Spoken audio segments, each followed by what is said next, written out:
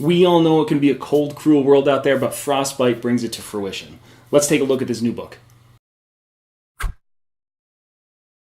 What's up, everybody? I'm Stan, and welcome to Detail Comics, where we go over comics in detail.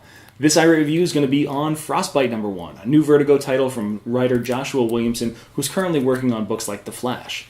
So, what we see in Frostbite #1, as far as the story is concerned, is a dystopian future. We're almost 60 years into the next ice age, and this has been a cause of global warming. It's been a serious shift in the actual weather and environmental dynamic of the planet Earth, and that's forced everybody into a situation where they are competing for warmth. If you can't pay, you don't get to live, and that's basically where it's at. If you're in Mexico City, probably a place that has an average temperature of around 70 to 80 degrees year-round, it's about 25 most times. So this is a very cold, desolate, destitute kind of world. Overall, what we see is these traders and movers and shakers of this world, they basically partner up and go out in these oversized ATV-style carrier vehicles to transport goods and cargo back and forth. And those are going to be some of our protagonists. So these folks, they pick up these fares, and normally it's just a little bit of shipments.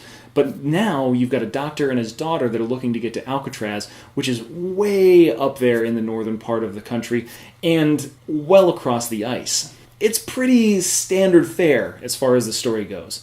You know, dystopian place, really rough culture, very little opportunity for success, a lot of people dying. It's just a really poor place to live. And then what they drop on you is that the doctor was actually a member of a team of scientists that tried to utilize the global warming to create power and energy and ended up plunging them into this current ice age.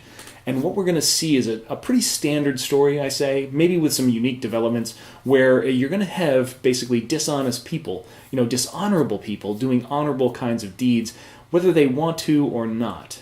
It's more of a situation where, hey, they could be trying to save all of mankind, or they could just be in it for a paycheck, and we're not going to know until later.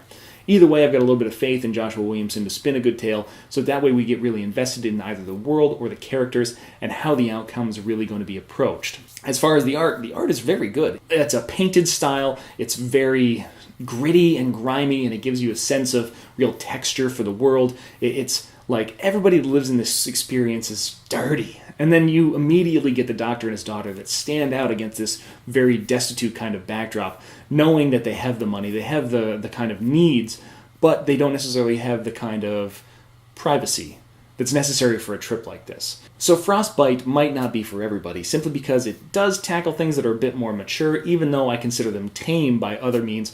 Compared to a good movie or a TV show, it could be considered, relatively limited in terms of what the content is. But overall, it's dealing with very kind of emotional subject matter. Like, there's a very pivotal scene where one of our protagonists, so to speak, immediately pulls her gun and just caps somebody in order to kind of further along the plot. And the motivations are very heartfelt.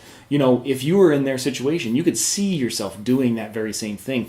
It's one of those things where it's a book where I wanted to pick it up. I was very intrigued by it, but it might not necessarily be for me over the long term. I think it's only a 5-part series, so I'll probably give #2 a shot, and if that one grabs me, then I'll continue to read on as we go through the mini, but I can totally see stopping 2 or 3 issues into it if it doesn't quite reach me the way that it should.